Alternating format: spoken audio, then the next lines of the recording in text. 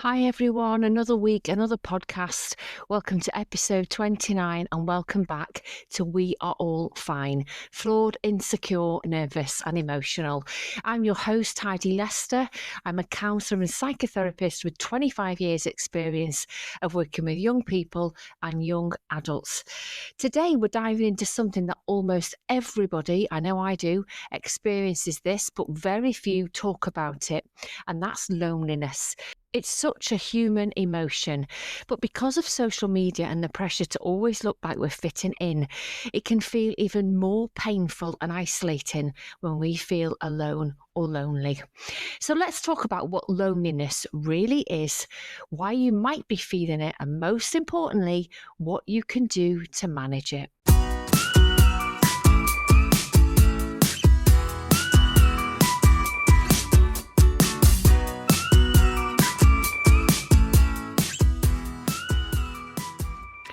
Loneliness isn't just about being physically alone. You know, you can be in a crowded room surrounded by people you care about, who care about you, but still feel lonely if you aren't connected either with yourself or with those people around you. I think social media can play a massive part in this, and it can intensify those feelings. You always see other people's highlight reels, and it can make you feel like you're missing out, like everyone else has way more money friends or is way more popular and has a more exciting life than you do. But let's try and think of loneliness as a signal. It's a feeling. Your body's trying to say something, not a flaw. You've done nothing wrong. It's your brain's way of telling you that you need connection in the same way when you feel hungry, you might need food. If you feel thirsty, you're going to need a drink. And many young people feel ashamed of loneliness, but it's one of the most universal human experiences that actually does bond us together. I spoke in last week's episode about life transitions, and one of those was university. So loneliness can manifest or turn up if you've started university, moved away from home, or you're ending a relationship. I think loneliness has a big part to play when it comes to that comparison culture we're all part of, believing that everybody else has a bigger social circle or better friendships than you.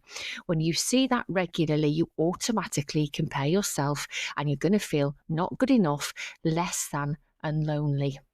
And maybe think of those surface level connections. You might have lots of contacts, hundreds of friends all over Facebook, but might be lacking deeper, more meaningful relationships. And I bet you're self-critical. Sometimes loneliness can feel worse because of that inner critic saying, it must be me, I'm not likable. So I think what we've just shared are common triggers: life transitions, comparison culture, surface level connections, and that inner critic telling us we just don't fit in and we're not good enough. So let's just move on now to how we manage the loneliness. And I'll tell you this, although very normal and common to feel alone, doesn't feel great, does it? It really does ostracize us from ourselves and from other people. When we feel lonely or alone, it can feel really, really unsettling. And it can feel like it's never going to change. But please know it always will.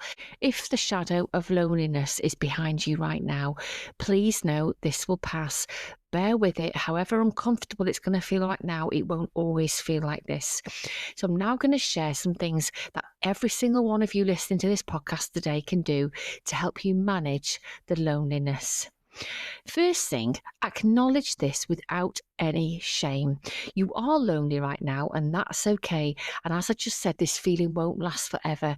So just give yourself a gentle hug, a gentle nudge, this gentle acknowledgement that it will pass and it's okay and it's nothing to be ashamed of is the first thing you can do to help eliminate some of the misery and some of the upset that comes with this feeling.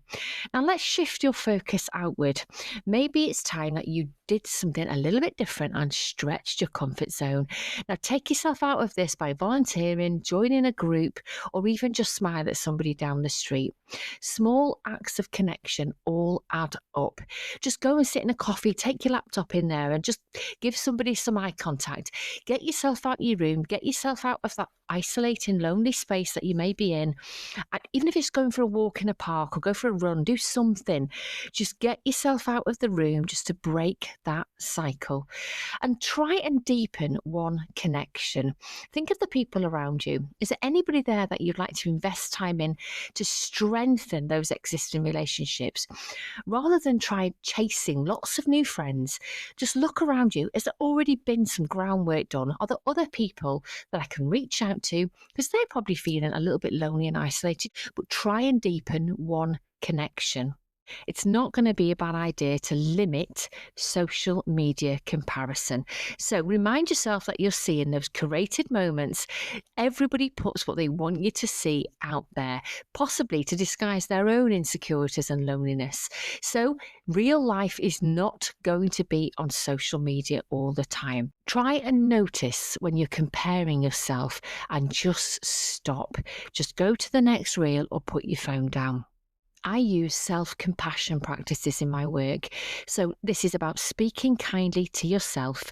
Loneliness isn't proof you're unworthy. You are worthy. I'm always going to tell you you're good enough, you're important, and you matter. Or sometimes this feeling of loneliness or being alone is the body's way of just asking you to take a breath, take a moment, and maybe to reevaluate something. Try something new, ditch something old. Maybe see it from a different reframe like that. This time I have on my own now. How can I use it to best strengthen myself? And the last thing, balance alone time, because it's fine to be alone. If you're lonely and it's causing distress, that's what this podcast is about. But balance alone time with connection. It's okay to be on your own. I love being on my own sometimes. I love being in my own mind, but balance it with those intentional moments of human contact.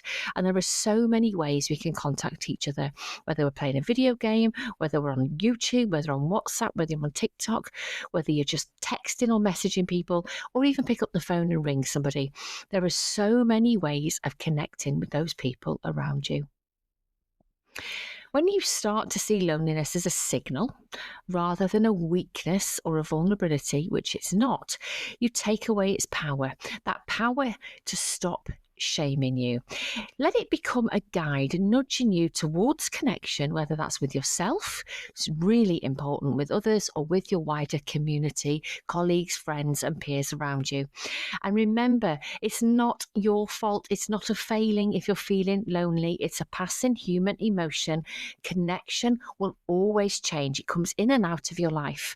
Think about the people who've come in out of your life over the last couple of years, or maybe think about the last time you felt lonely. How did you manage it? And I bet you came through it, didn't you? I bet you moved forward, found deeper connections, found a better sense of being with that feeling to craft a different way of managing loneliness. Thank you for listening to this brief, but I hope helpful episode of We're All Fine. And if loneliness has been showing up in your life, I hope today gave you all comfort and some practical tools to try. No, it will pass. If you found this episode helpful, please share it with a friend who might need a reminder that it's okay to be alone and it will always work its way through. And we can do very valuable and simple things to alleviate those feelings. Come and follow me. I'm on TikTok, Instagram, YouTube, or Facebook. I've got daily tips, or reach out directly to me on each of those platforms, or my email, HeidiWeAreAllFine@gmail.com. HeidiWeAreAllFine@gmail.com. Remember, this loneliness, it does not define you. Oh no, it's just a feeling. And as I always remind you, those feelings can change. If you've recently come through an episode of depression that has kept you locked away inside yourself, please join me next week on Monday for episode 30, when I will show you how to rediscover yourself after the depression has lifted. We are all flawed, insecure, nervous, and emotional, but always remember, be yourself. You are no one else.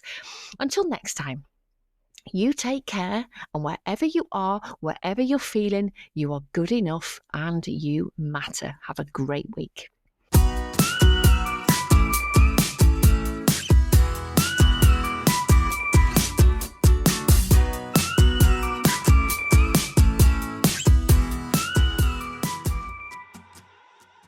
Fine. finally, some important takeaways. The podcast is for informational use only and should not be used as a substitution for professional advice or for personal diagnosis.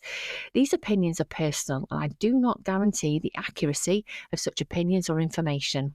I'm not intending to create a counselling relationship with you, and you should always consult a qualified mental health professional with any concerns.